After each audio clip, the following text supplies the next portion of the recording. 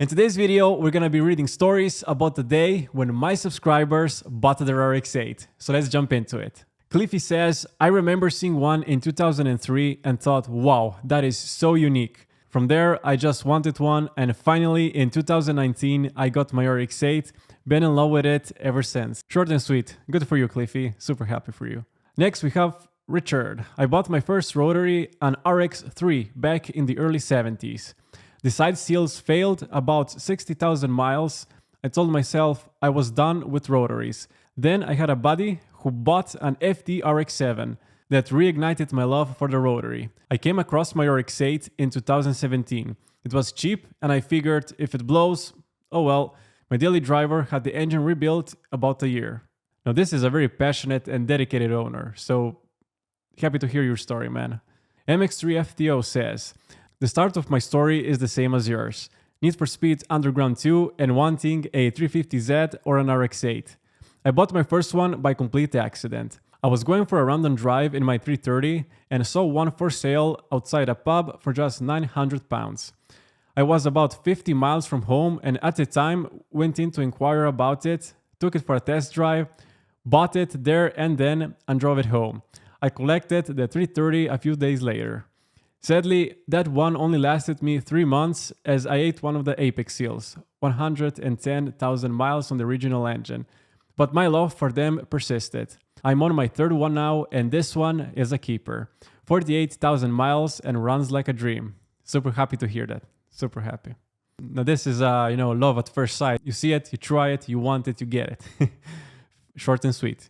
Mr. Lion 1 says, a guy with an Rx8 used to come and eat at a cafe I worked at in 2017. I wasn't into cars or racing games at the time, but I always thought his car looked awesome and I would ask him about it while preparing his food. Fast forward to the early 2023 and I had developed a passion for cars, but specifically the RX series and its rotary engines. I found one, a red 2004, in my price range a few hundred miles from my home, and on my way to get it, the car dealer calls me to tell me that the car won't start and the engine is bad. I start to head back home, completely heartbroken, when he calls me back saying the car is fine. It just didn't have gas. What? Later, I found out that some of the early Rx8 had a defective fuel sensor and would sometimes read as a 1/4 of a tank full when it's really empty. Anyway, about 2 months later, and after falling in love with the car, someone took a left turn right in front of me in the middle of an intersection and totaled it. Only 60,000 miles on it. I'm hoping to get back in the seat of an Rx8 someday. Oh man, this just sucks. Oh well, at least we enjoyed it for a little bit, you can tell the tale. Apple Geek says, I remember how I discovered the car. Once, my dad casually mentioned these Mazdas with rotary engine, the RX7 and the Rx8. Years after that, it popped into my mind and I googled Rx8. Quirky car, quirky engine, community looked supportive, the rest is history. My first one was a blue 2004 imported USDM model, so it had a sunroof and cruise control. I took the train to see it. It was beautiful. The owners were moving out of the country, so they wanted to get rid of it, fast. First thing when I drove it was to find the gas cap unlocking thingy on the door sill. Took me a good 5 minutes. That car did not last long as it got totaled in an accident, from which I walked away mostly uninjured. The car rolled over, so both doors were bent. Thanks to the sunroof, I could get out of it. My second one is a rescue, but non-running from a dodgy shelter, a cheap used car lot. It has been in an accident. Before so, it's bi-tone gray and slightly darker gray with free overspray in the engine bay. I did not notice because it sat for a year or more on the lot and the guy wanted it gone. I managed to get it running with a few new coils and a fuel pump relay. The 4 no-name coils were bad. Open. Who could believe it? The relay was stabbed by something pointy. I'll never know what really happened to this poor car before I got it. It also threw a P0610 after a while, which resulted in a new PCM I had to reprogram myself. This is my daily now. I love this beater Rx8. This is one heck of a story. This is tough love. You must really love the Rx8 to put up with this, kind of things. Good job, man. B&W Adventurer. Great video. Love the backstory. I just bought my first RX-8 a few weeks ago, 2007 Grand Touring. I actually rolled the dice and bought an infamous cranking not starting car with the hopes it was just flooded. Trailered the car home and the first thing I did was to wash it. I hate working on dirty cars. Next thing I did was fully change the battery. Then, when I felt brave enough, I began the deflood process.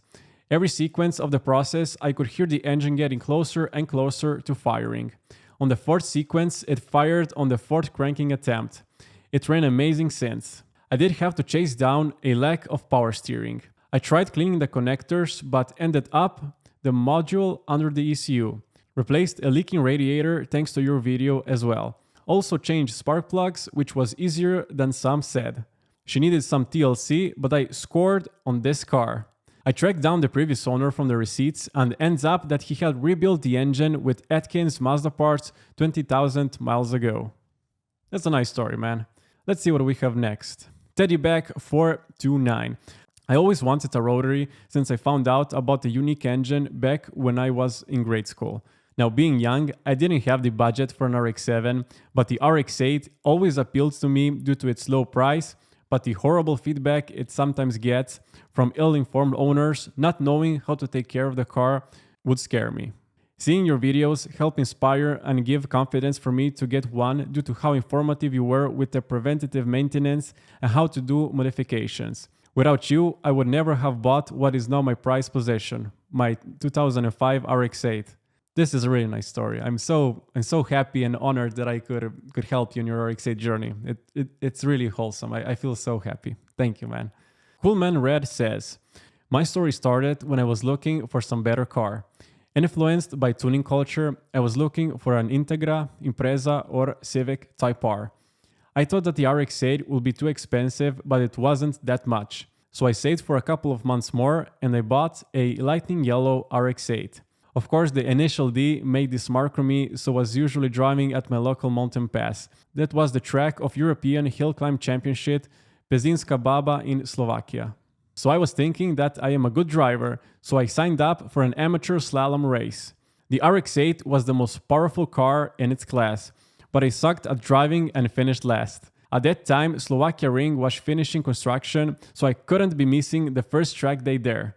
And it went horrible. I cooked my brake fluid and broke the clutch pedal. After fixing those issues, I attended a lot of slaloms, amateur hill climb races, and time attack with my RX-8.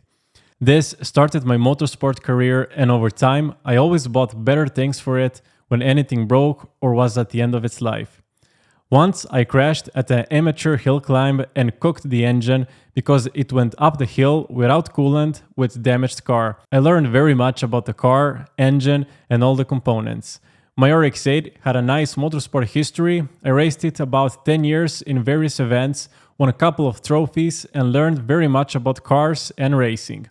Currently, it is my weekend car. Sometimes I drive it in the mountains or at Slovakia Ring just for fun.